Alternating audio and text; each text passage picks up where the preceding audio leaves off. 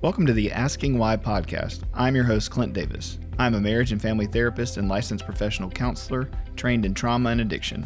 The Asking Why podcast is for anyone on a journey of healing and restoration. If you are searching for answers to life's questions and want to learn more about root causes from a psychological and theological mix, this show is for you. In this podcast, myself and a co-host from Clint Davis Counseling and Integrative Wellness will interview guests on a wide range of topics in order to get down to the heart of the problems facing our world and understand why things happen and how to change the world and ourselves for the better. Want to learn more tips and tricks to living a healthy lifestyle? Visit us at Clint Davis Counseling and Integrative Wellness on Facebook and Instagram. If you want to meet our staff or book a speaker, go to clintdaviscounseling.com. Thanks for listening and be sure to subscribe today. All right, welcome to Asking Why podcast. I'm your host, Clint Davis, and I have a great friend from grad school on today, Stephanie Sonn. Am I saying that right, last name? She's got married, so I had to make sure before we got on here I didn't screw it up. So Stephanie and I were friends during a grad school at Fuller, and she's an awesome therapist, but I'm going to have you kind of tell us who you are, Stephanie, and what you do, and so catch us up. I mean, we called up before, but you know. Yeah, so I'm a marriage and family therapist, just like you, of course, and I've been working in the field for about 12-ish years. Gosh, and that's crazy. I don't know where the time went, but for the last 7 years, I've been working specifically in addiction, and I've worked in all different levels of treatment.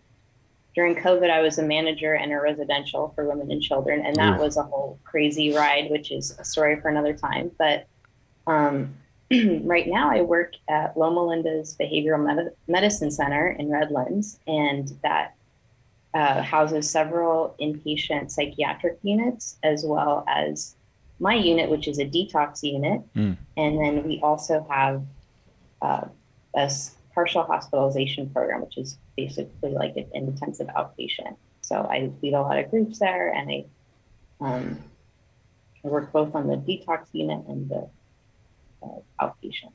Cool. So tell you're in California. So Yes. tell us a little bit about kind of what got you into being a therapist, what made you want to be a therapist in general, and then we'll get into why addiction. Oh, well, I was having like a quarter life crisis back in the day, and I was really trying to figure out what I wanted to do with my life. And I just kind of thought of like everything that I like comes back to people and comes back to being interested in people and also seeing beauty in people. Mm-hmm. And when I first became a Christian, I was actually really into design. I really wanted to go into like all kinds of different design. But my dad, who's an immigrant, told me, Stephanie, all the artists are starving. So I went to college instead. And in college, I became a Christian. And then one of the first things I felt like God told me was like, you know what, a lot of people, Stephanie, are really into beautiful things, but I want you to see beauty in people. And ever since then, that's been kind of this like journey for me. And so that's kind of how I became a therapist. And Well, I always knew that about you in grad school too. You're a very beautiful person, and inside and out. And so you were always one of my favorite people to talk with, and you just always brought so much peace and so much encouragement to me. So it's really awesome to get to reconnect with you. And I've been looking at your Facebook stuff and seeing you get married. I loved your wedding photos, by the way. They're so awesome. Just up in the mountains, and it was just awesome. So anyway, yeah, well, that's fantastic. I mean, that idea of art, right, in people as therapists, that's kind of what we get to do is we get to see the beauty in people's design and in their stories and in their narratives. And then we get this weird private viewing of it and walk with them in it and help them retell that story and rewrite that story or write a new one. And so, yeah, it's super beautiful to get to do that. And I love your personality when it comes to that for sure. So tell me why addiction? What was the shift after grad school? Did you immediately go into that? No, I worked at kind of like what you have, essentially like a private practice kind of setting for about 5 years. And then it really was kind of a practical thing. I realized I needed to be part of the loan forgiveness program with the government, and I needed to work for a nonprofit. And so I especially after Fuller. You're right. I was looking at my friends like who are in nonprofits that are still happy, and it happened to be my friends who are working in addiction. So it wasn't something I ever would have picked for myself. I actually had I've had a food addiction in my life, but I completely forgot about that. I had like total amnesia about that. Like actually I went through kind of like addiction treatment myself, but I somehow wasn't connecting to having any personal experience at the time when I chose that. I thought it was like completely unrelated to me. And I ended up finding I really liked it. And I was very surprised because I think our society and kind of functioning people, we really make the addict like an other, like a different kind of person that is so different from us, when in fact the opposite is true. But which, we'll probably get into more later, but that's why I think is also why I like addiction, because I think the core of the human experience is in it. Oh, definitely. It's I actually just yesterday I was thinking about this podcast. I was like, dang, I wish we'd had this before. But I'm a professor at LSUS here in Shreveport. I do like what do you call it? In gratis professor. So they don't pay me, but I just teach the grand rounds for the psychiatrists and the doctors like once a quarter or something. And they wanted me to do addiction, so I did a whole PowerPoint on it. And I was like, man, I wish I had this Stephanie conversation before, because even though I know what I'm doing, it just, there's so much to it. And that's what I told him on the thing. I said, but think about it. Like, I was reading some stats of like when I was preparing. Let's see if I have them written down somewhere. But it was like 70% of kids have drank alcohol, or 77% of kids have drank alcohol before 18. 50% of them have done an illegal drug. 50% of them have smoked marijuana. 1 out of 5 of them have taken prescription pills. Okay, I can remember it. And I was like reading these stats. I'm like, oh my gosh, like again, so much of it is all of us, right? I mean, that stat means that the large majority of people have struggled way before emotional development, way before maturity with addiction, or with things that can cause addiction really quickly in children, especially. And yeah, I was like talking to the doctors, like all of us are addicted to something. Most of us have something that we wouldn't call like a heroin addict, where we label that person as like an other, or a crack addict, or even a sex addict, which I work with a lot. In reality, we do have a lot of that stuff, and especially with phones and technology, which I'm sure we'll get into some. I mean, I don't know a lot of people who don't have a cell phone addiction, So I think it's really important to normalize that. Not normalize it in the sense of like it's okay, but normalize it in the sense of like, let's not other people and act like we're not capable of it, or we don't have stuff in our life. Right. The brain chemistry is the same, whether it's your phone or cocaine. It doesn't matter. It's hijacking your reward system in pretty much the same way. So yeah, and that was the kind of big argument about pot not being addictive, right? And then we learn now through neuroscience, like, well, there's substance addiction or chemical addiction, and there's behavioral addiction, and they both affect the brain. So well, and the other big thing, I guess, just to get on the pot tangent real quick, go ahead. Is it totally irritates me when people talk about cannabis as not being really addictive. For one thing, it's so much more potent than, this is not your grandmother's weed. This is not like the hippy dippy weed. It's so potent these days. Yeah, it's not swag. Even when when you get it from a shop and people want to be like, it's medicinal, blah, blah, blah. But if it's not from a store, so it's very, very potent. And then if it's not from like someplace where you kind of are, I guess, legitimately buying it, then the likelihood that it has fentanyl in it is extremely high. If you get anything on the street, it probably has fentanyl in it. So it is, or meth, or a combination of everything. So cannabis is not what it used to be. So I think we have this association with it as this like medicinal. I'm not saying there can be no medicinal properties, but not the way most people who are addicted are using it now. Yeah, that's a great point, that there are ways to do it. I mean, that's such everything almost. There are things that are beneficial for certain things, but the margin for error is so small because of the change in culture and what we're getting and what we're consuming. Even I would say the same thing about psychopharmacology. It's like, I'm not against medication, but if we haven't done like exercise and deep breathing and drank water and ate better and a bunch of other things first, obviously if you're suicidal, or if you've gotten too far, we need to get on that. But a lot of times we start out with this really heavy thing, when in reality, like, we're not even doing the things we can control first before we get to this thing, as if it's not going to also have consequences or side effects. And so it's just an interesting balance of like, yeah, no, we can't just overgeneralize that it's all good or all bad. We got to find like, what's it doing for me as an individual? And I think that's why therapy is great, is we don't have to get into the overgeneralization. We can just say, okay, is this good for you? You're smoking pot every day. Is this really not an addiction for you? Like, you're getting up in the morning, you're doing it at night, like you're not connected. we don't have to debate with the world about what we really think. Yeah. Yeah. The proof is in the pudding so often. Absolutely. Okay. So what do you like the most about kind of working with substance abuse, substance treatment, all that stuff? Well, I think this quote from Charles Dickens is one of my favorite quotes in all of life. And I think it's very true with substance use. At the beginning of Tale of Two Cities, he says, "It was the best of times, it was the worst of times." And I think that is so true about addiction, because on one hand, you see a lot of destruction. I've had at least 6 clients die in the last year that I know about, not to mention how many that I don't know about. It's so hard. But also there's so much recovery and new beginnings and basically miracles. So 100%. So it's the best of times, it's the worst of times. There's so many horrible things that you see. But also there's a lot of beauty and new beginnings. And that is the moment I live for. And I think that my favorite part is seeing the light come back on in someone's eyes. Like they're kind of in this malaise of an addiction. As I'm sure we'll talk about, it gets right after when you stop using a substance, it gets worse before it gets better. You know, there's acute withdrawal, there's post-acute withdrawal, and the person just feels horrible.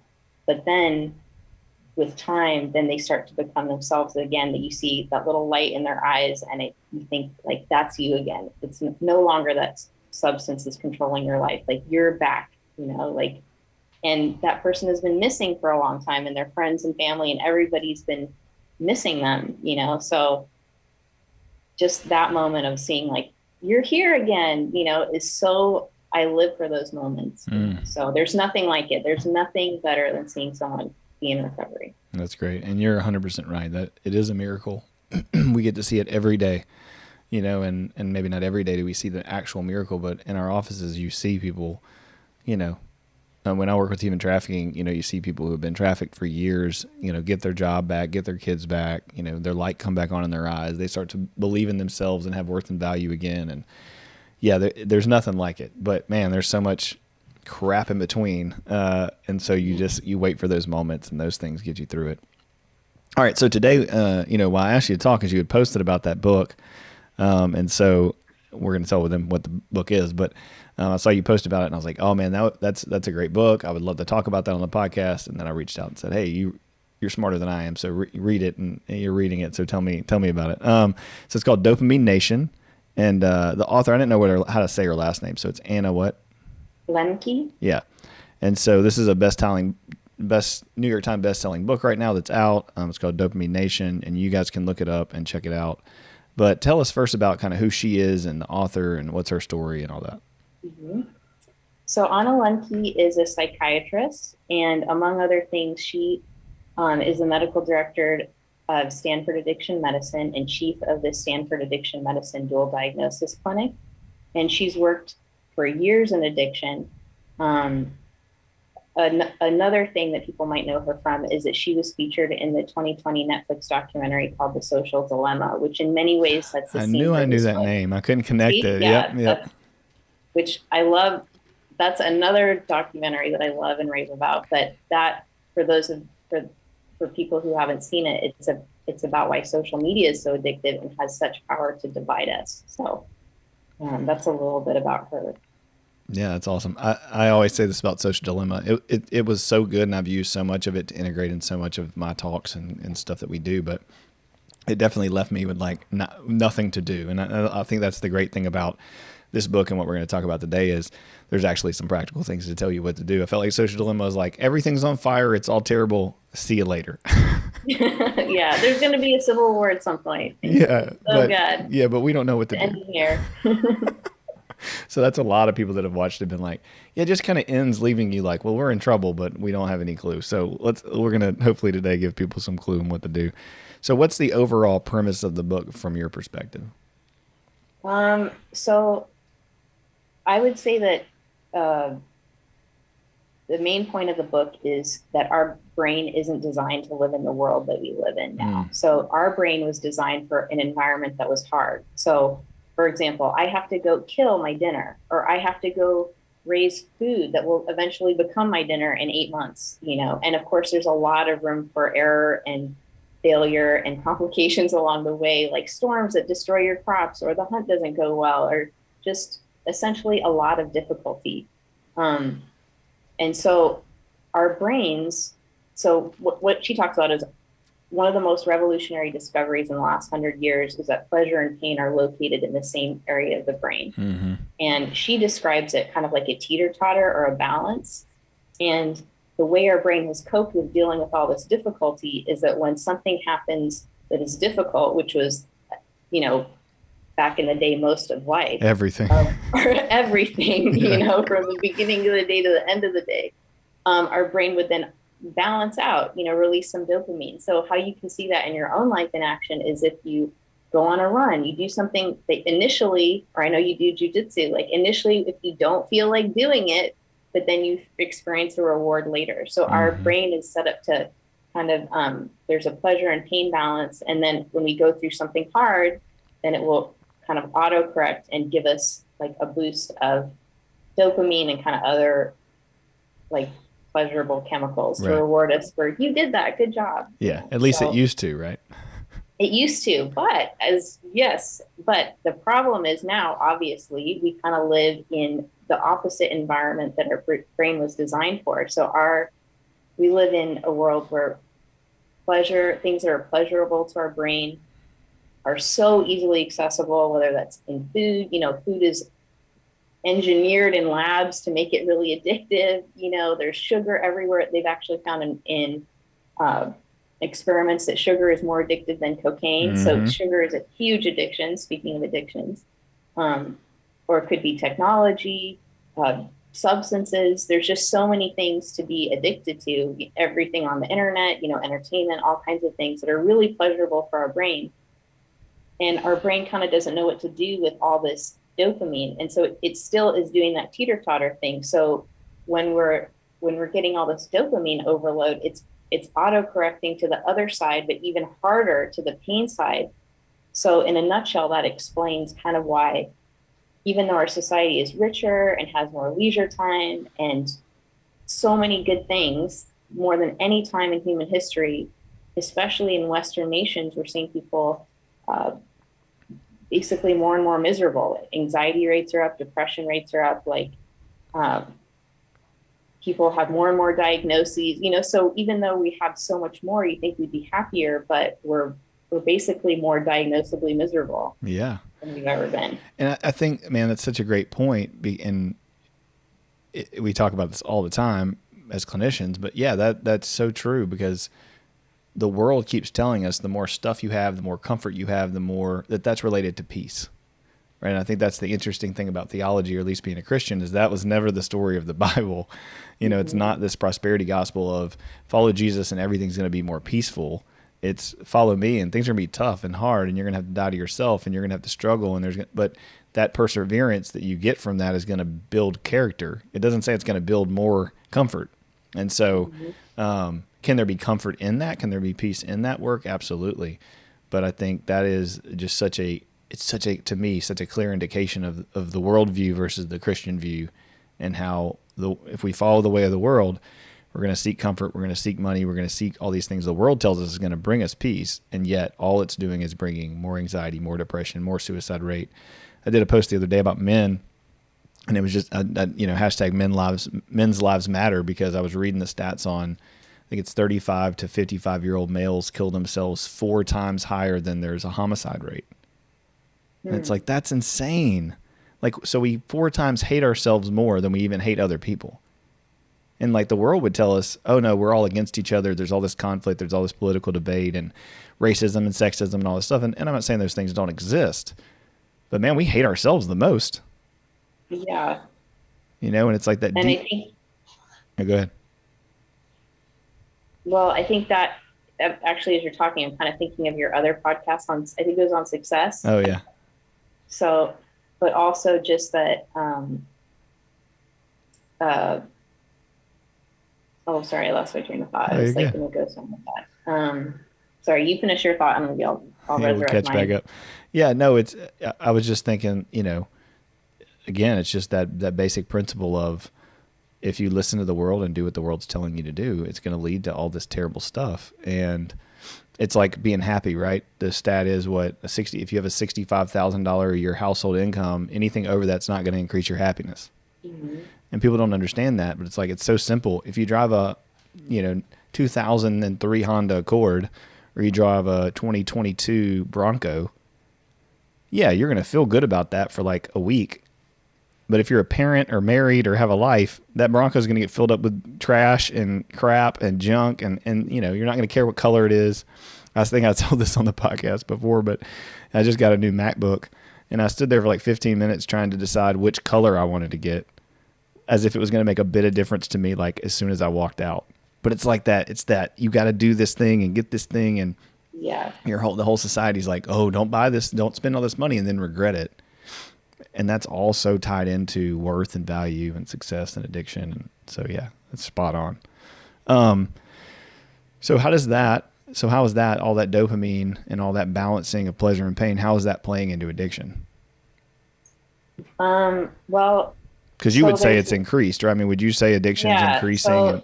Because there's that kind of basic teeter-totter mechanism, which we talked about, but what happens is that, well, you can a lot of us are addicted to coffee. So maybe an easy way is to kind of think of an addiction that's close to home for most people, which is coffee. So at the beginning, when you start drinking coffee, your brain will kind of get more awake, and caffeine specifically, right? I mean, that's caffeine specifically. So if you have caffeine, or it could be through coffee or energy drink or what have you, but when you when you have it every day, then your brain just needs it just to maintain, right? So your brain will downregulate its own caffeine production, and you just need it to feel normal. And wait, the brain makes caffeine? Yes, that's a naturally occurring, and also cannabinoids, like in cannabis, that's a naturally occurring chemical. So in the brain, but so your brain makes its own dopamine, it makes its own caffeine, for example, but then there's all this caffeine showing up, or let's say in the case of a drug, all this dopamine showing up. And the brain's like, I don't need to make more of this, so it's kind of down regulating. And a lot of times it's kind of down regulating too hard. It's really underproducing.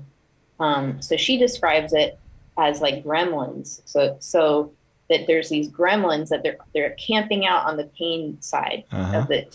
You're getting so much dopamine, and then there's these like gremlins, and they're like bigger and bigger and bigger gremlins that are basically kind of bouncing on your teeter-totter to just to really hit the pain side. And that results in the universal symptoms of withdrawal, which are like depression, anxiety, irritability, so whether that's you're coming off a substance or a smartphone or whatever, you don't have your drug of choice, and then you're just like really miserable. And it's not just acute withdrawal. So not just, it goes beyond a headache, kind of just like the immediate effects of coming off the drug, but to this like post-acute withdrawal, which is kind of a general depressed mood, long after the substance is out of your system, because your brain has downregulated those chemicals so much. So you're now like, you're not at baseline anymore. You're trying to come out of a ditch, essentially. Yeah. I'm going to give a real personal example of that. So I don't know if I've done this on the podcast, but I have from like a talking perspective, but probably 2 years ago, now it's almost 3 years ago now. Wow. Yeah. About 3 years ago, JC and I didn't do social media for Lent. So we were like, hey, no social media for Lent. I'd already been doing all these talks. I knew it was really bad for your brain. And when we came back from Lent, I just stayed with it. And so I just said, I'm not, I'm going to be on social media, and I'm going to post positive things and do our Facebook page from the practice, but I'm not going to post any more pictures of our kids. And in anything that we're doing that's like, my kid got baptized, or I did these things. And again, I'm not saying that's good or bad. I just personally made a personal choice. And it took, like, I would sit around the house and my kids would be doing something super cute, and I would think, God, I got to post a picture of this. And then I was like, man, I want to post, I want to show my kids off a lot to get that dopamine, to get people liking it, to get people to comment on how cute they are, to validate me, to make me feel better. And I started being so aware of how long that had been going on. And So I'm like, man, this is crazy. Well, then it was this weird lull of like, I found myself like, my kids would be playing and I was like, I can't really enjoy this that much because I'm not ready to post about it, or I'm not really taking a picture of it. And I was like, oh my goodness, like, was a lot of my enjoyment that I felt that high and that euphoria of getting to quote unquote share that or get the likes. And yes, it's nuanced, right? It's like some of it is just wanting to share it with your friends and wanting to share it with people. But what you don't realize is happening to your brain when you're doing that is you're getting way more dopamine, even with good intentions, than you can handle. And so then when you don't have it, it plunges. And so it took about, I'd say 3 months, 90 days or so. And then all of a sudden I was like, never even thinking about getting my phone out. And now 3 years later, like, I love watching my kids play, but I just never think, oh, I want to post this, or, oh, somebody should see this. Every once in a while I am like, man, this is so cute. I want the world to see it. But it's not the same as like me actually thinking that I'm going to do that. Does that make sense? Yeah, it takes a while for the brain to reset. But I felt so much shame. I was like, oh my gosh, like how much of a tool am I that I'm, like how unhealthy was I to just, but it's not shame. It's not bad. It's the world we live in now. And we have not adapted to knowing that stuff is even happening. Well, and also that there's companies all over the world that are targeting your brain. They're setting it up so that I forget what the word is, but basically that you get it's not a predictable amount of likes. Like sometimes you'll get more likes, sometimes you'll get other, so your brain can't adjust, doesn't know exactly, it's not completely predictable. So Your brain kind of likes that, like, is it going to happen? Is it not going to, so they've totally hacked our reward system, like we talked about with the chips, the Doritos that are targeted just to make sure that you can't just have one, you need to have 50,000, Yeah. So that's such a good point. I mean, people really don't. It's not just things naturally occurring in the environment. There's scientists sitting there thinking about how can they get you to click more. Yeah. How can they make you spend more time on that device? Absolutely. And putting things at the end of aisles to make you, pick those things that are more addictive than, companies literally pay more money, right, to be on the bookend of the aisle because they know people are going to see it and they know they're going to buy it. It doesn't mean it's good. It doesn't mean it's even what everybody's buying. It means it's what somebody's paying to get there so they can get it. It is so crazy. Like, even the algorithm on social media, right? It's like, I'll post something and it'll have 240 shares. And then I'll post something that I know that it's way better and it'll have like 70. And again, that doesn't matter. Who cares? But my point is like, I know it's not the people who follow me liking it or not liking it more. It's not letting me get stuck. It's making me have to work to keep posting. And it's wild. It is very wild. So essentially in our world, you have to go upstream to not be addicted, because if you go with the flow, you will be addicted to multiple things, like no matter what. It's just a fact of life. Yeah, what is it? 82% comorbidity rate or something like that? If you have one addiction, you got another one. Something crazy. Yeah. So go ahead. Sorry. No, go. And so that's with that when you go into that acute withdrawal or post-acute withdrawal, then you just need whatever it is just to feel normal, I guess, just to emphasize that again. Like you need to check your phone just to feel like kind of okay, not to make you happy, but just to feel okay in your own skin. So you're not feeling great anymore. You're just feeling kind of okay. So, and that's what a lot of people that I work with substance use is like, they stopped liking whatever the substance was a long time ago. It doesn't give them a high. They just need to use meth to feel normal. They just need to drink to feel okay in their own skin, So it becomes more of a way to fight off the withdrawal symptoms. Yeah. We have to look at our phone just to fight off the withdrawal symptoms. It's not really that it's like giving you so much dopamine actually anymore. Yeah, that's so crazy. I was saying that yesterday, like you're not actually even producing that much. You're just avoiding withdrawal. That's what's nuts. It's like you're not even getting the high anymore. You're just trying not to hurt.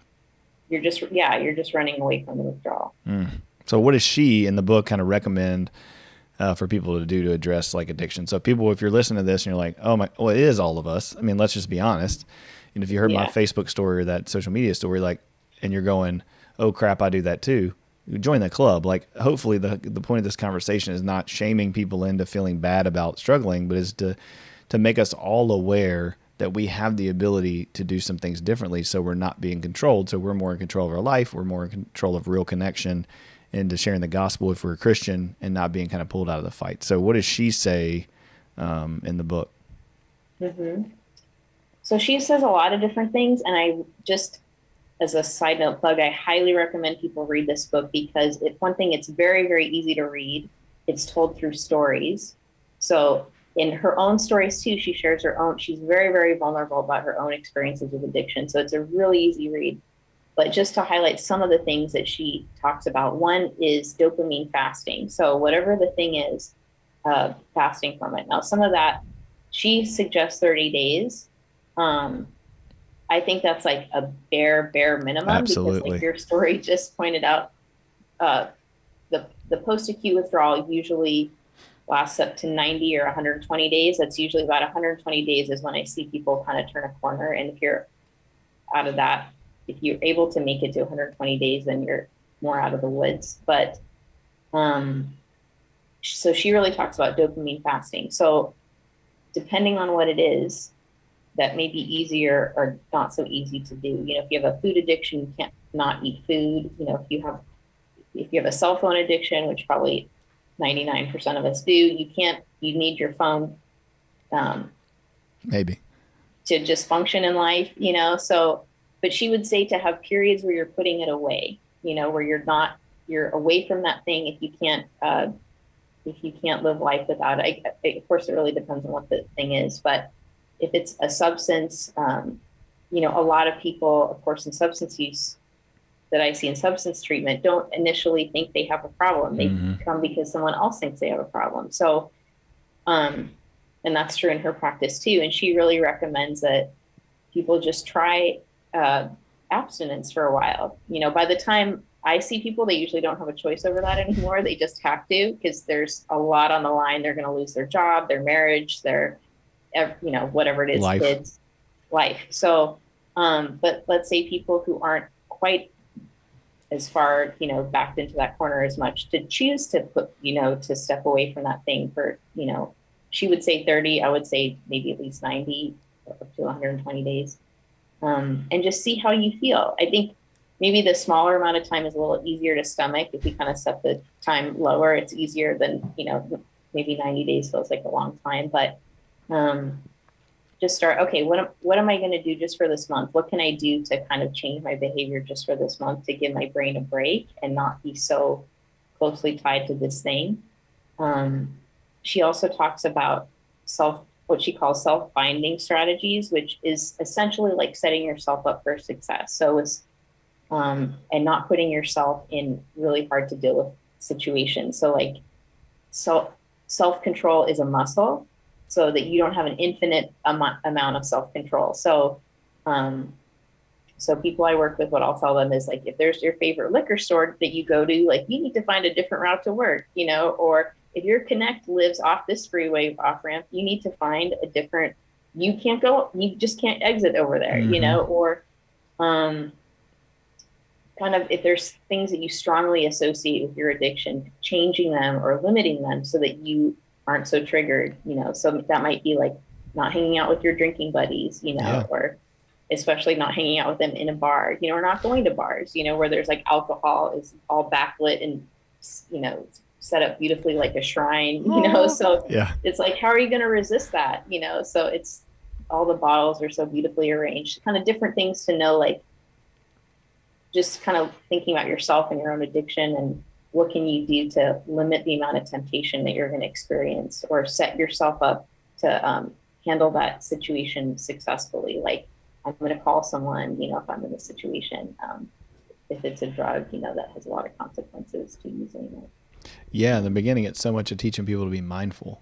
Like, just pay attention to all these things that you've never paid attention to before. I mean, even like saying that about the bar being lit up, like most people don't even take that into consideration, that that's like specific for a reason, and like not just up there. Like, why even show it, right? It's not like showing you the options of what you have to drink.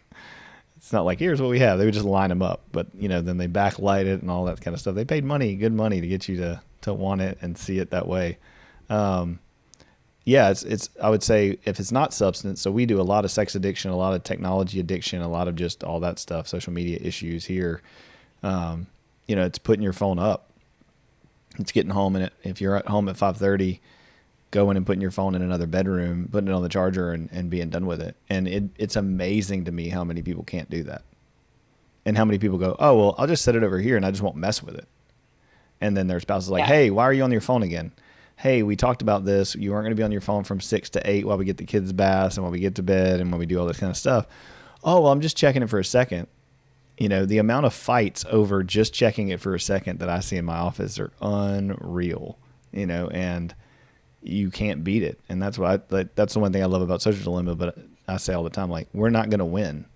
Have you, this is completely off the cuff, but have you read Dr. Pam King's book? Did you see the one she put out? So they did a recent one. She's supposed to come on here and talk about it. Man, I'm going to butcher it because I didn't think about having it in front of me.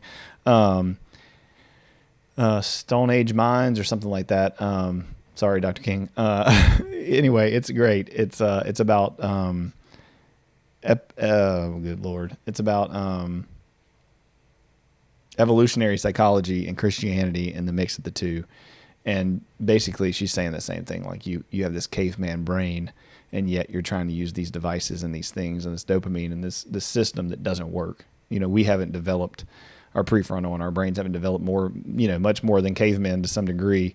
And yet we're in this world that's full of technology and all that stuff. So it's a great book. You should check it out. It's an easy read too. Yeah. Well, you also have to let me know when she comes on, and I'll make sure to check that one out. Yeah, we've been emailing back and forth. She got sick or something, so we had to reschedule, and I need to just remember it as we're talking about this to reconnect with her. Okay, so particularly as someone, in the mental health field that treats addiction in a hospital setting, so you do it more in like a IOP, inpatient, outpatient, what was very helpful for you about the book? Like because you obviously knew a lot about addiction already, had been in the field for a while. So what about this book was the most eye-opening for you? And if you're a therapist listening to this, or a clinician or a doctor or whatever, what would be helpful? Like maybe they didn't know. Yeah. So I think one of the most helpful things for me is that it explained the brain chemistry in a way that I could understand. And I've heard brain chemistry, I've been in school, I've heard all the lectures, and I've heard so many classes and things on brain chemistry, but all those big words, and I don't know, there's people like me, but it's hard for me to keep straight, so it's always something I kind of vaguely understood but I think this lays it out so simply that it's easy. Not only is it easy for me to understand, but it's really easy for me to communicate, and it really helps me explain what's going on for someone in an easy way where they can understand why they're feeling so miserable, and that it will get better, and also kind of going back to what people can do to address it or change it is also that the answer isn't to do something easy or to go for more dopamine.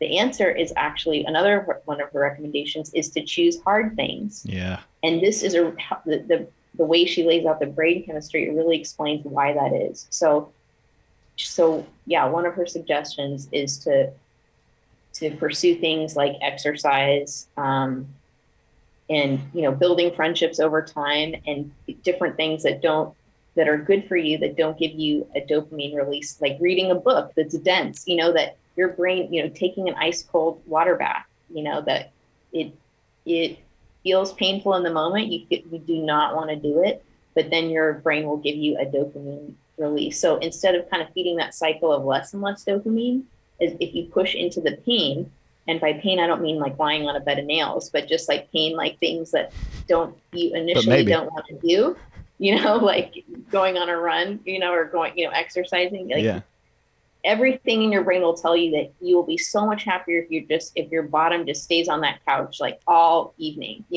like that will make you happy, but your brain is actually miscalculating, that's actually not true. Like when they do the research, not even just from this book, another kind of related resource I love is the Happiness Lab podcast by this professor at Yale. But anyway, she talked a lot about that there too. But your brain will lie to you and tell you what you think will make you happy, but it won't. So kind of leaning into that pain. And that can really help me tell patients, like, expect it to be hard. And so much of life is like about what we expect, right? If we think it's going to be easy, or what our expectations are really framed. If we know that there's going to be a hard part and then it's going to get better, it's easier for us to get through that hard part. Yeah, it's like labor or an injury or whatever. You know, JC, my wife, would, you know, had both of our kids naturally. We got lucky that she was able to. You know, we did the Bradley method, we did all this stuff, but the pain was with a purpose, right? She knew there was a baby coming out of it, and so, you know, if that pain, that's the beauty of life and the con, right, is that there's a lot of pain in it, but you don't remember it always. You know, like, that's why we have other babies, is because we don't remember the pain of childbirth. It hurts really bad in the moment, but there's a purpose. And recently currently she cut her toe really bad. And so she's been in excruciating pain because there was like a stitch that she had to get through a nerve. And so anyway, the other night we were sitting there and she was like, I got to go to the podiatrist because I don't understand why it's hurting. And so she went, and the doctor was basically like, it is what it is. Like, it's going to heal, but it's going to hurt. And then she's been great. But it was like, she's sitting in that moment. If there is a way to relieve this extreme pain, and I can, but I don't know that I like the option, it makes it worse. But if I know this is just what I have and this is what I'm going to have to deal with, then I can deal with it. And I think that's so much of life, right? Is like the worst thing with kids and family and marriage is to be in pain, but not know if there's a way out. Yeah. And when you know there's not a way out and you're just going to have to bear it, sometimes there's actually a lot of relief in that. Yeah. And that reminds me of, you know, a whole other topic is the disease of addiction, you know, and how basically it's 90% a thinking problem and like 10% a behavior problem. But part of that disease of your brain or messed up thinking, whatever name you want to give it, is thinking that same kind of minimizing of the pain also minimizes the consequences of the addiction. So your brain will tell you like, oh, it wasn't that bad, you know, and it's, you know, it's not really going to go like this time there'll be a different result, you know, like this time I can drink and I won't like end up passed out, like having peed myself, you know, like this time it's going to be different. I'll just be able to manage it, you know, or there'll be all this kind of, so our brain's ability to forget pain can kind of really get us in the end sometimes, because those things that actually we need to stop doing, it can, it helps us have children, which is good. That's why we're all still here, but it also can help us forget that like our addiction is causing a whole lot of consequences in our life, because addiction just wants to keep going. It doesn't want anything to get in its way. So it's going to downplay all of that in your brain. That's right. Yeah. It's such a double-edged sword. And I think that's, you know, that's why community and therapy and group, right? I know you do a lot of groups, like group is so helpful because you're all working through this stuff together and talking through it and being vulnerable and doing the work. And man, that makes, you know, the whole thing worth it. Yeah. And if someone shares like, oh, I had this consequence, and you remember, oh yeah, I had that consequence too. I forgot about that, you know, and oh yeah, I had this other consequence. Oh, me too. You know, wait, turns out this is ruining my life, you know? So yeah, we do have a problem, you know, like people halfway through treatment, they're like, yeah, you know, yeah, this is problematic. Yeah, they're so tuned out, or I say we're so tuned out, as I was with like social media stuff or whatever other things I've struggled with in my life.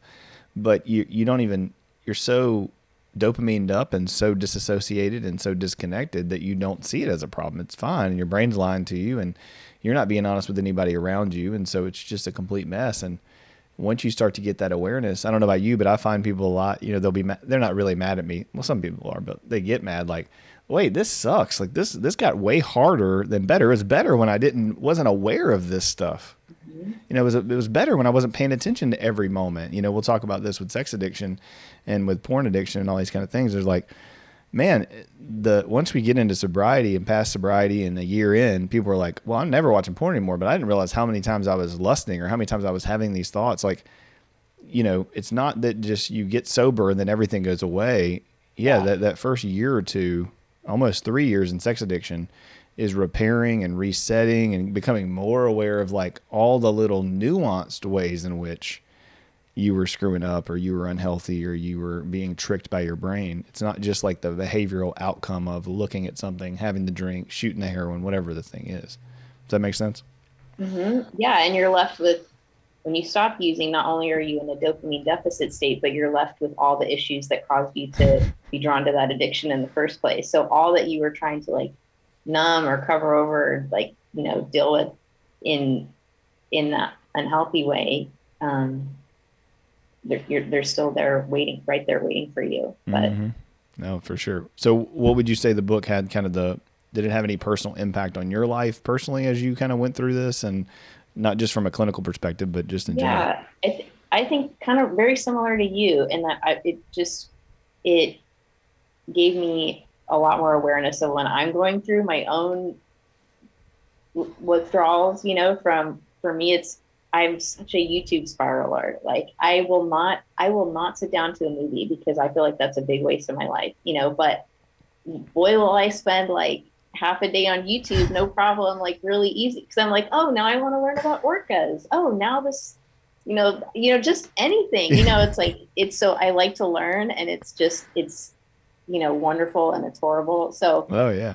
It just made me kind of notice even my own withdrawal symptoms of being like irritable with my husband, or like kind of like noticing, oh wait, I need to go find my phone again, and I grew up without a TV. So I was raised by hippie parents. I didn't have a TV. So I would think I would be immune to this, but Yep.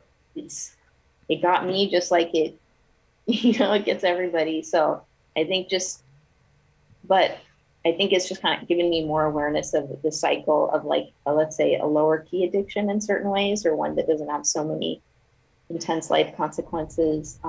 It's also showed me how I can get addicted to work, and because, there's a lot of course reward with work. So there's a lot of addictions that can disguise themselves or not show their true colors. But, it's like, I'm really looking to this thing to deliver on my identity and kind of give me this like deeper validation, or, those kind of things. So, and not just that, but I don't know what else to do. I just know how to work. I'm kind of a one-trick pony sometimes, so kind of seeing like, oh,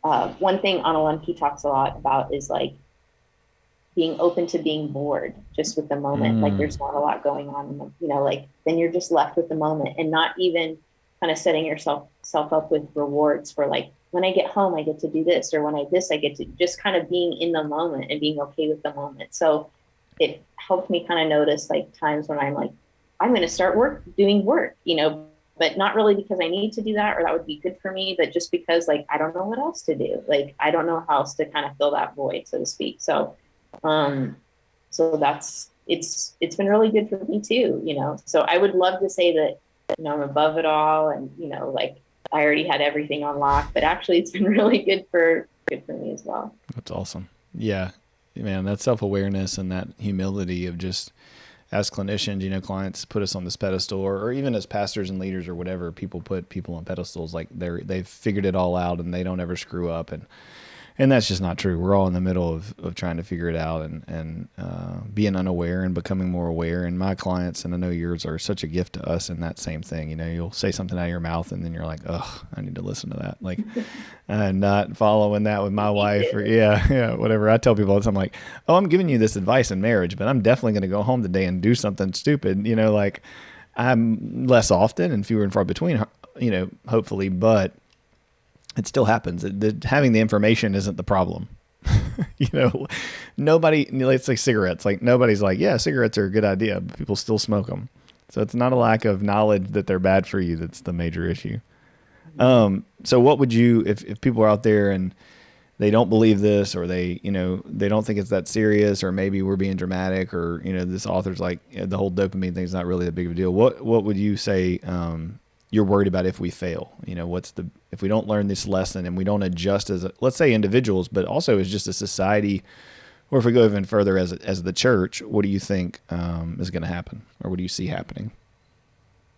Yeah, I think, there's probably a lot of different answers to that. But I think the simplest one is just that we're going to be chasing our tails and wondering what's happening. We're going to be trying to address mental health issues that are really addiction issues that we can't address until, or maybe don't even need to be addressed, because if we deal with addiction, 90% of that mental health issue is going to go away. Certainly there are people who have a standalone mental health issue that will still need to be treated after their addiction is addressed, but a lot of mood issues are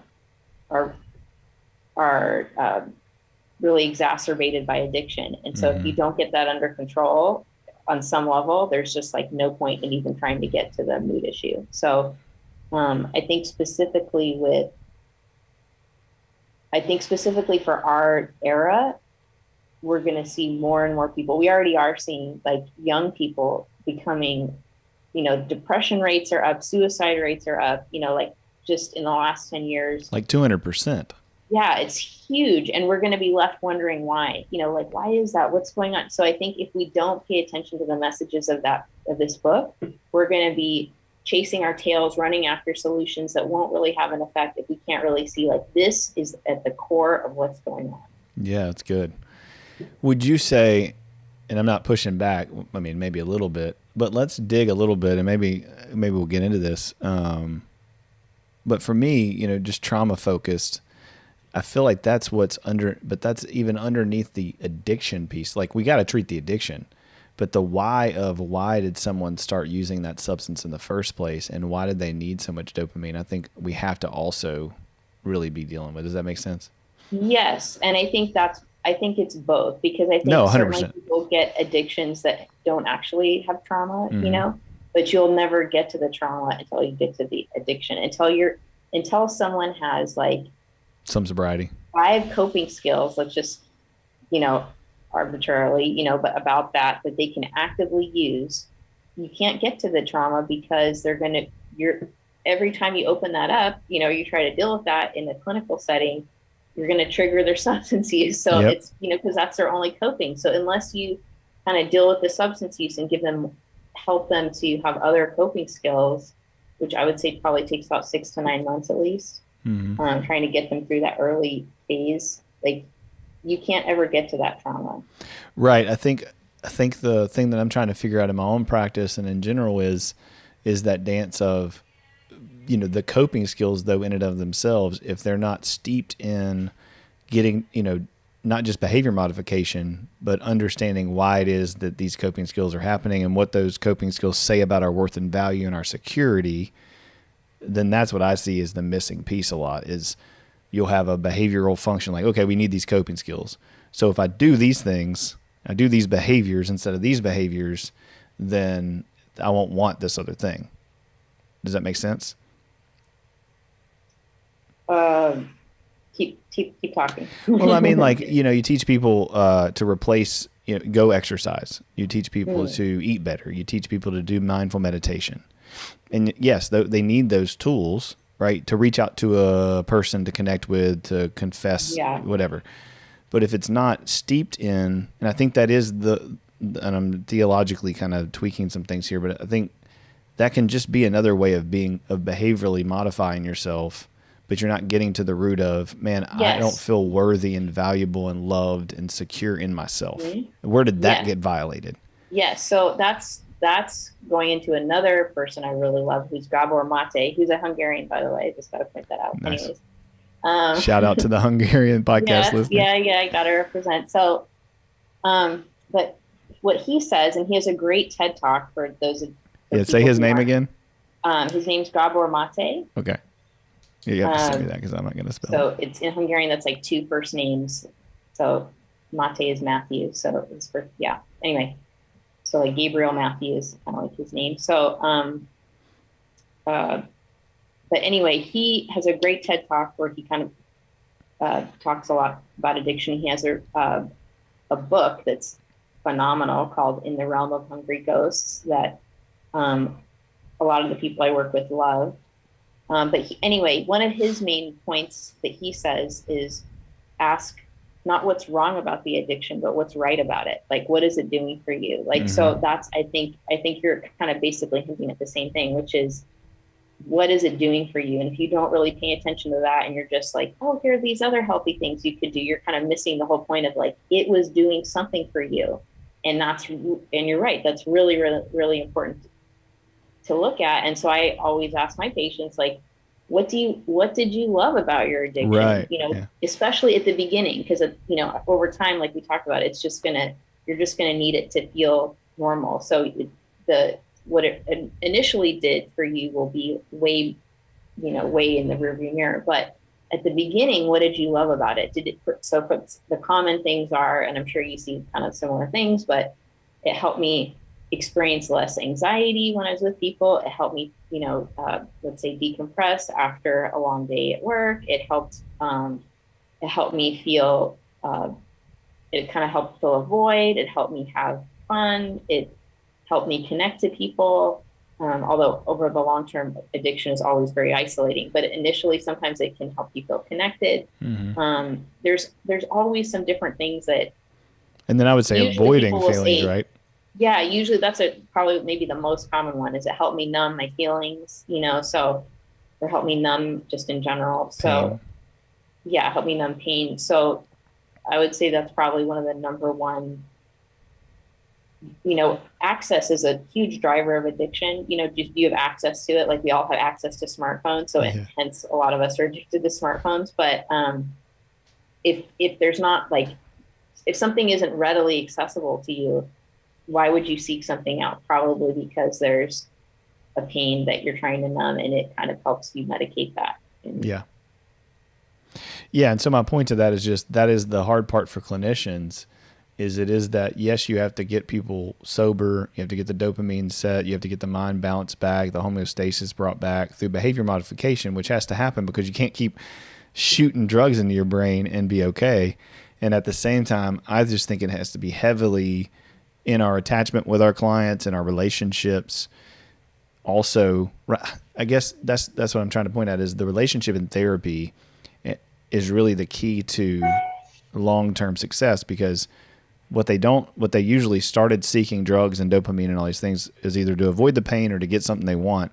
And so in therapy, when that primary issue is like an attachment failure or a traumatic event, and that's what I mean by trauma, it doesn't have to be like a death or a war or whatever, but like those early childhood, deficits that so many people don't even realize they have, that say, yeah, I came from a great family. And it's like, well, did your dad ever hug you? And they're like, well, no, never. He never told me he loved me. It's like, well, that's super traumatic.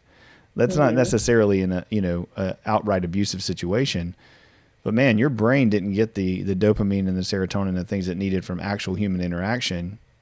And so you were more susceptible to these things.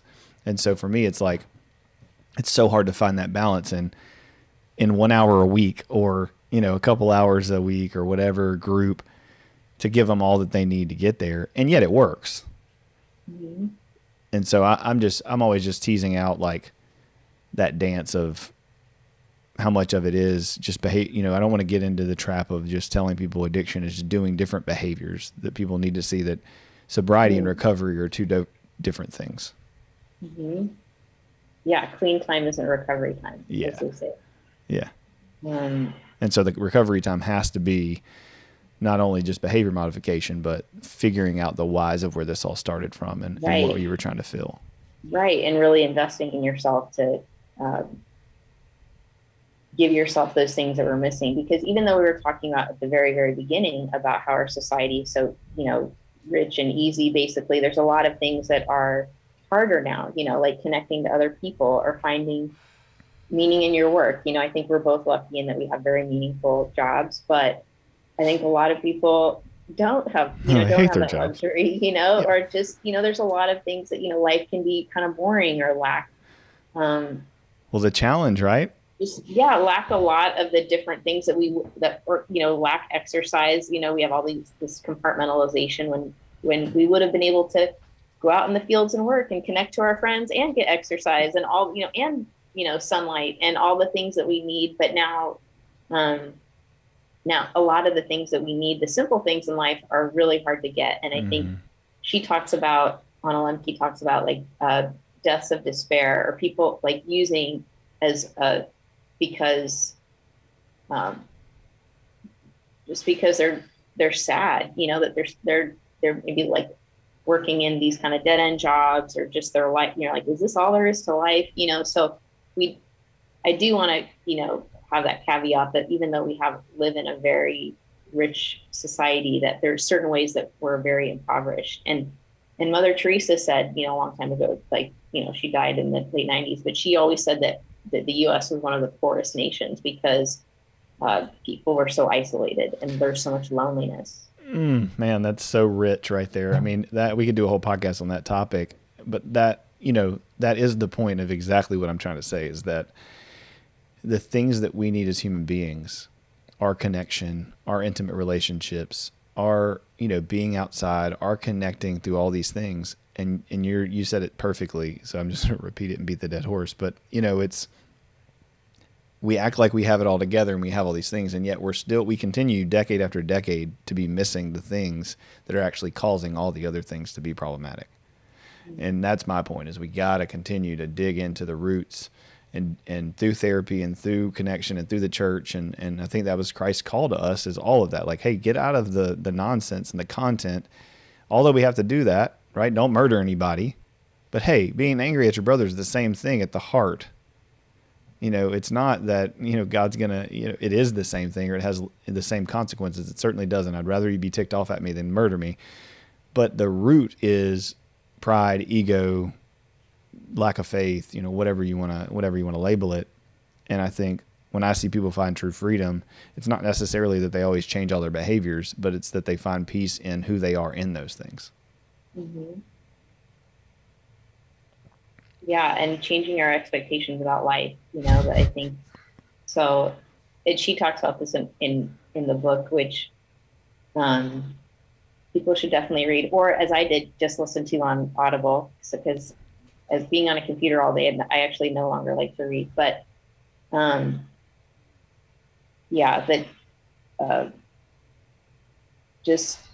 I totally lost my train of thought. What was it? We were talking about. What were we talking about? I got excited about my plug, and then I'm like, everyone should listen to it. And then I lost my train of thought. Yeah.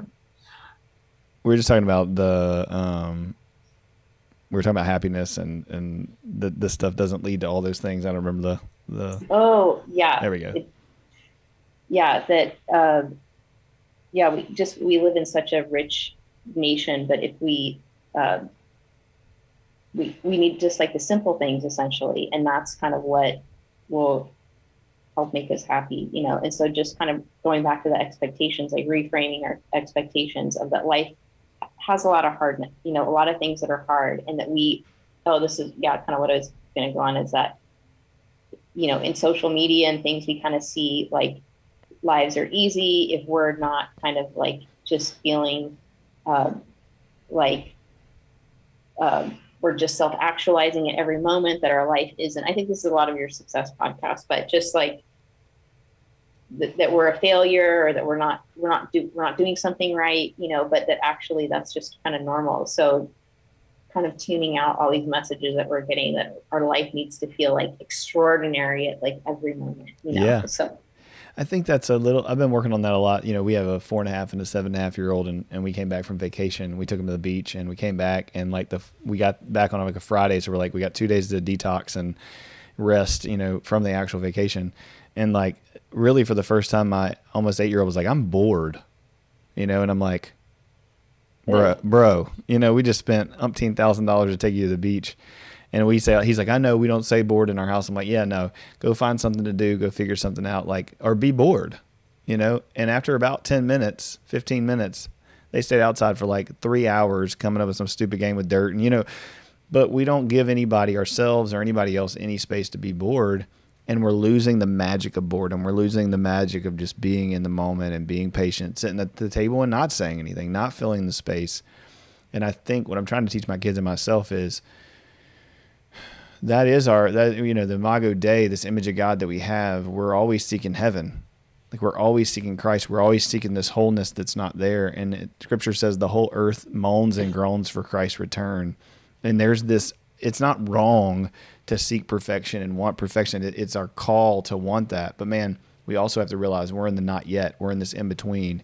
And no matter how much we love our spouse, no matter how much sex we have, no matter how much we drink, no matter how much money we make, it's never going to be enough. It's never going to feel complete, because this is not the end of the story. This is just the middle of it. And I just try to teach my kids that and our clients. And so, yeah, you're spot on, and she's spot on with just that idea that there's got to be some balance to this crazy, entertained, filled, dopamine chasing crazy life we're living. So we got a few more questions. So what do you think maybe we've covered it, but what are some misconceptions about substance use that you see usually, like with people struggling with addiction, or even like family members, for people that are like, hey, I've been struggling with this, or just people who are like, well, I don't have an addiction. You know, maybe they think I'm an idiot and not everybody has one. And they're like, these people are this way or whatever. Yeah. Well, I guess to start with the last thing first of if someone thinks, I don't have an addiction, or maybe other people in their life think they have an addiction, but they think they don't. So, I guess I would ask that person, like, let's just for the sake of kind of making it a substance, like let's say alcohol or something, or heroin, is that substance making your life, if you think of it in every single area, financially, socially, personally, spiritually, like just across the board, vocationally, is it making you more of the person you want to be or less of the person you want to be? So if you kind of really look at like, am I connecting more to others or am I disconnecting more? Am I being more of the person I want to be? Am I living more up to the values I believe in? Am I less? Am I spending more money than I want to spend? Kind of like just going through all areas of your life. I would kind of do that self-assessment. But in terms of like things that kind of misconceptions people I think have about addiction, I think the number one thing I see in people in treatment is underestimating or overestimating their addiction. So that could look like two things. And I actually think evil does this too. So I think you can call it disease, you can call it evil, whatever you want to call it. But I think evil in all its forms kind of works the same way. It either puffs itself up to be so huge of, you could never deal with me, you can never take me on, you're never going to defeat me, addiction, whatever it is, or I'm so small, me, who, what are you talking about? I'm so innocuous. And like, there's what, why would you even suggest, like, oh, I'm offended, just kind of the who me, or the kind of monster superhero that's like the villain on steroids, from a movie, for sure. That the Thanos of addiction. Yeah. For my So Marvel just fans. don't even try to address me, or don't even try to address me because I'm not an issue, or don't even try because you'll never succeed. So I think, God, that's so good. I think often people, most of the times in treatment, I see people kind of going between one or the other, and really underestimating about like, I'm just going to walk out of treatment and I've had a good time here, but I'm just kind of going to live the life I was living before and do things the same, and it's going to turn out fine, so, and I'm like, really? Is it, no big deal? You just could, wow, that's, I would love to live in your universe, where it was that easy, so I think dealing with an addiction, like, especially because, as we both know, with a diagnosable addiction, you have to look at the costs, right? It's cost, there's all these costs, financial, social, there's all these costs that the person has had. So in order to really deal with that addiction, you're going to have to do a lot of change in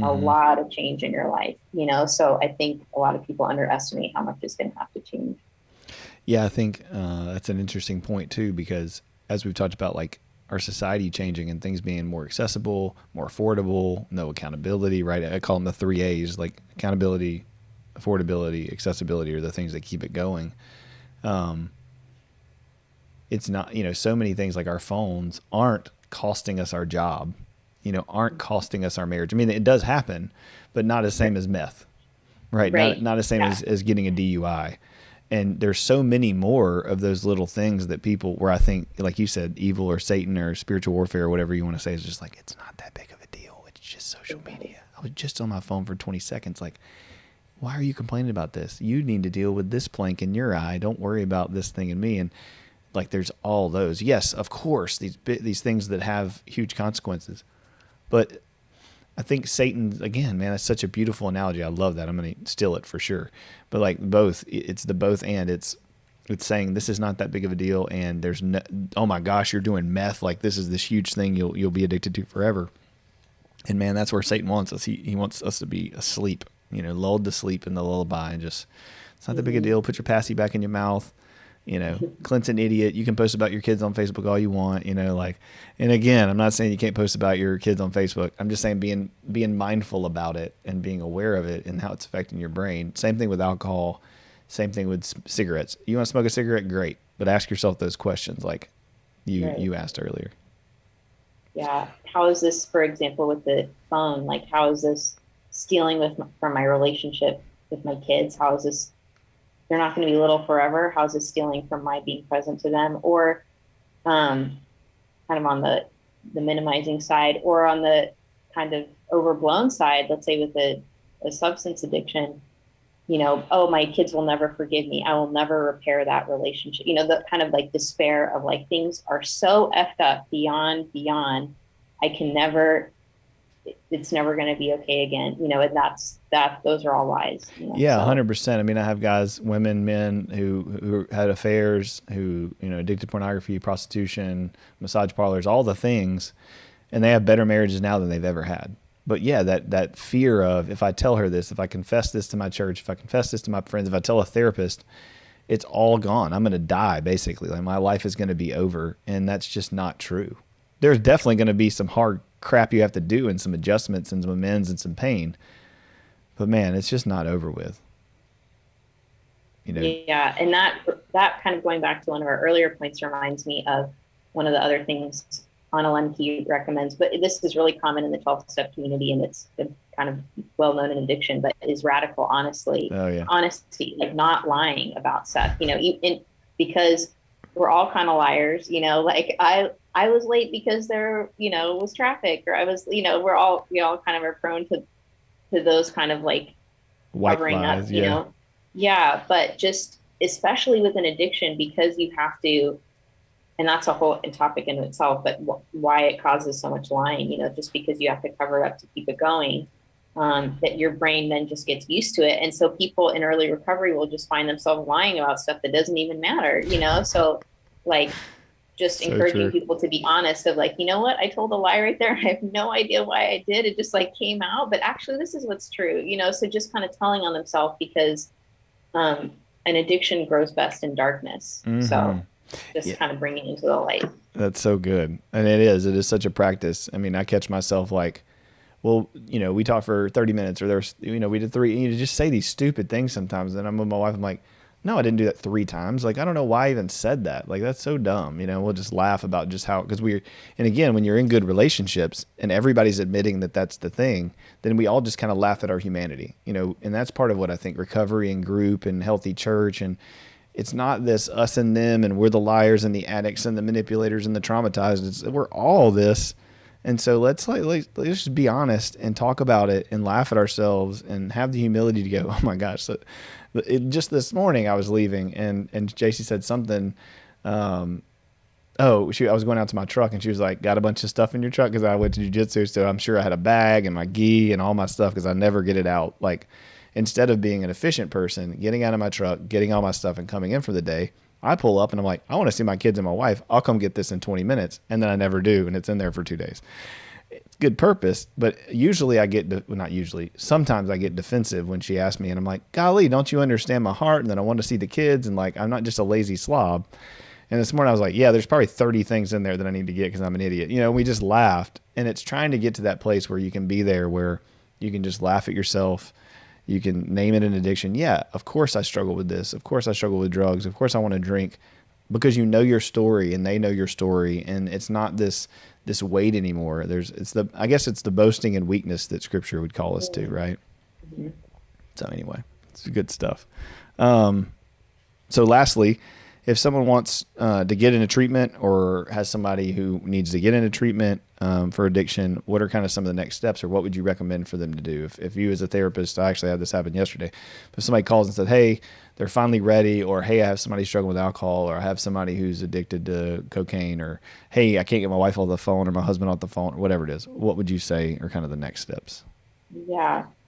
So I'm going to kind of speak specifically to substance addiction, but I would say kind of determine what your level of care, what you need. So the first thing, is it a substance that requires a medical detox? So not all substance requires a medical detox, but some substances like alcohol and benzodiazepines like Xanax or Ativan, Klonopin, anything within the generic as a pan at the end,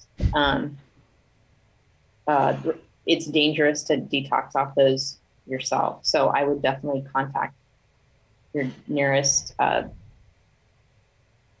substance use addiction detox center and see if you qualify, or see if the person you love qualifies, like how much have they been using, and they'll advise you on that.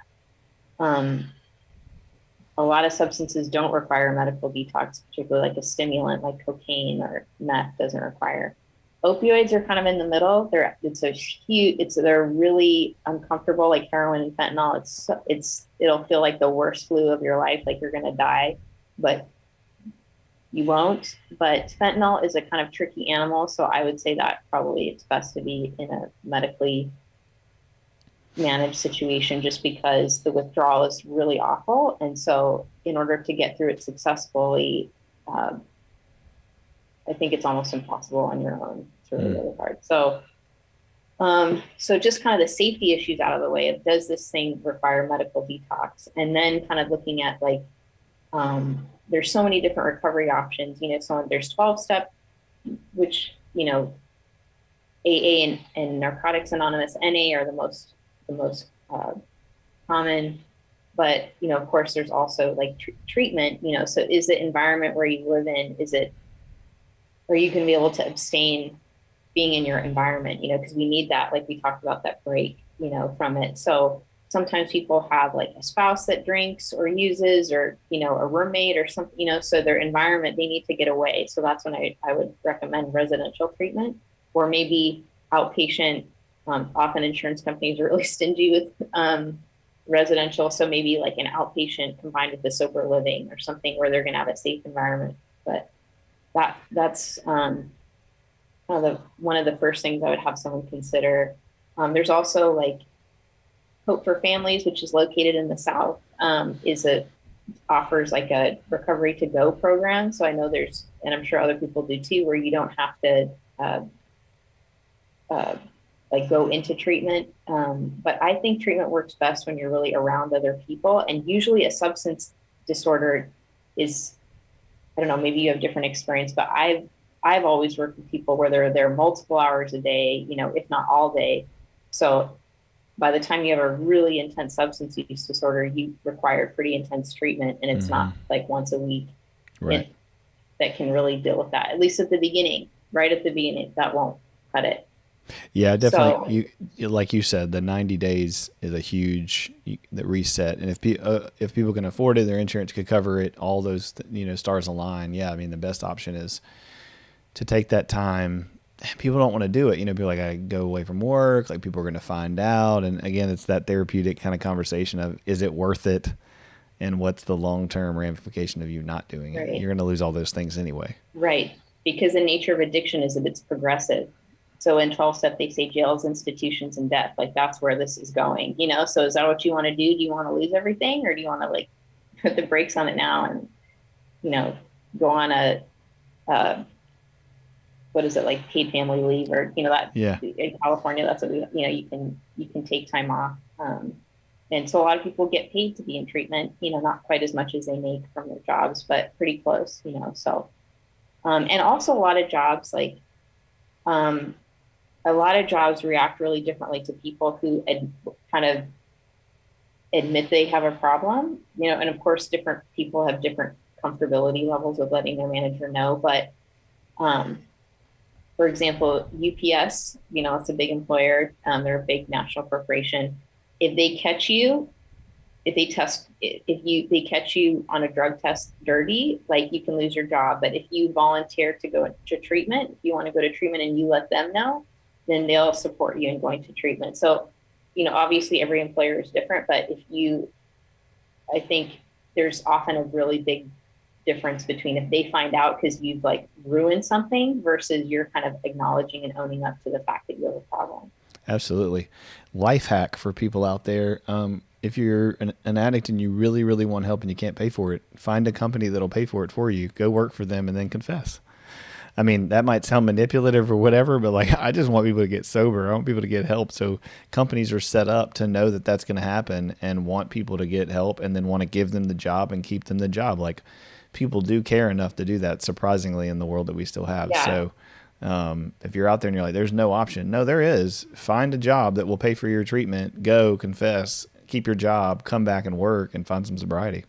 Yeah. Most commercial and private insurances will pay for substance use treatment. And then even if you have like what we have here in California, Medi-Cal, or I don't know what the equivalent is in Louisiana, but just like a state funded, it's actually in a way slightly better to have Medi-Cal because they fund much longer amounts of treatment. So the government will actually, so for example, in residential with private insurance, maybe you have 30 days, maybe 60 days if you're lucky. Medi-Cal is currently paying like 3 months, 4 months, sometimes 5 months, so now granted Medi-Cal pays a lot less to those treatment providers. And the downside is those places are a lot less bougie, so it's resourced. Not Betty Ford. Yeah, it's less resourced, so, but the amount of time you'll get away from wherever you are is longer. You'll get more treatment time funded. So there can be like pros and cons to kind of, even if you have just, kind of your state insurance or federal insurance. Yeah, it's good stuff. Man, this has been a fun podcast. What do you have any closing thoughts, comments, anything you missed that you want to say or talk about?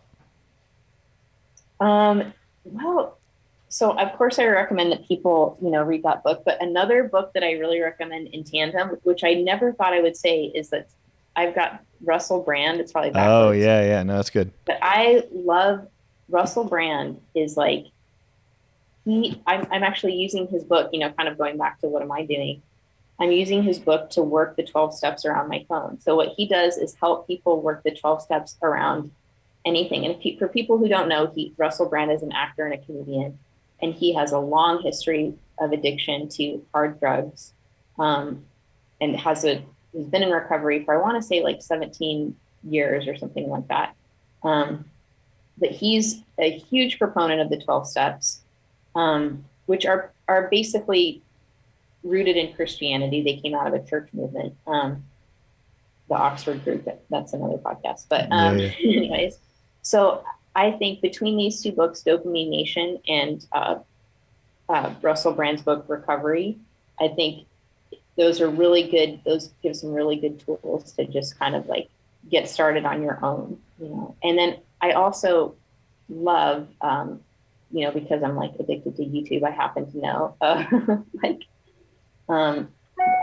there's a YouTube channel called Hope for Families, which breaks things down very simply and in a really, really easy way to understand. So I really recommend that as well. That's awesome. Yeah, I appreciate that. Yeah, Russell Brand's great. I just actually texted my dad something yesterday that he had posted. So I'll watch his podcast and listen to his stuff. And he kind of has a news. Have you ever listened to the news podcast thing he does? No. Oh, you should totally check it out. I will. Yeah. Now you're in California, so he's pretty moderate, which is crazy. Like, you would expect him to be extremely liberal just because he's an actor and he's a comedian, all these kind of things. But he always is, not always, most of the time, in my opinion, has a very moderate view. Like, he takes in both sides politically. He brings in, he's hilarious.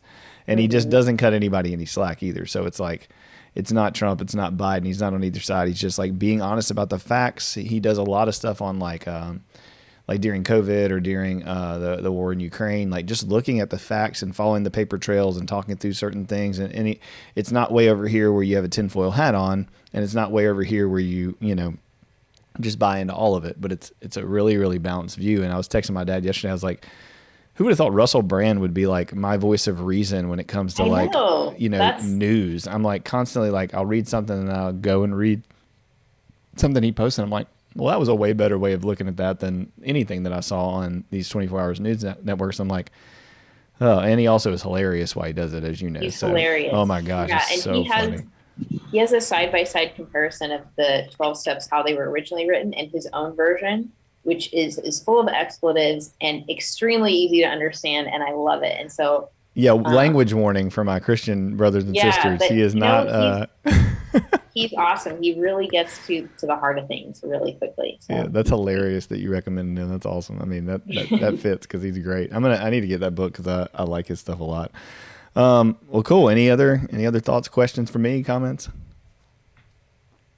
No, I hope people just take this seriously and I think we'll have to take it seriously one way or another, because I think we're going to kind of continue to see these trends in society. So I think we're going to keep needing to have these conversations and have answers. Like, what are we going to do with these problems?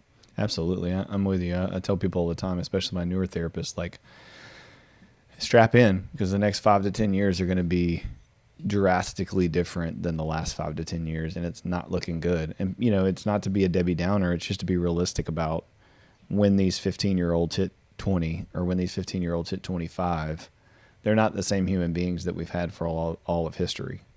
And that's so people do not get that they're dealing with a different brain, a different prefrontal, a different worldview. I mean, there's always been shifts in enlightenment and awareness and, culture and Roman Empire, all these historical things. Yeah, there's been shifts, but nothing like what we've seen in the last 10 years. And we're doing little about it. And so I really thank you so much, Stephanie, for coming on and talking through this with me, because at least the people who follow our podcast and listen to it, they're sharing it, they're sharing this information. And that's what gives me hope. It's like all we can do is influence the spheres of influence we have. And that's all we're called to, is just say the truth, do the next right thing. And hopefully those people then take that and do the next right thing, and we impact the remnant, so to speak. So I appreciate you. Thank you guys for listening. Check out Stephanie. Do you have a website or anything like that you don't have any of that stuff for them to follow? All right. So Stephanie doesn't have that, but she's an amazing person. So you can follow me for her links. I'll see you if you come to Loma Linda and need detox. That's right. Yeah. And if you're in that area and you need some detox, and some people do, I'll put your stuff on there where that's at. So thanks for coming on, and thanks for listening, guys. And just, like and subscribe and do all the things. I'm not big about that, but if you want to do it, God bless you. Have a good week.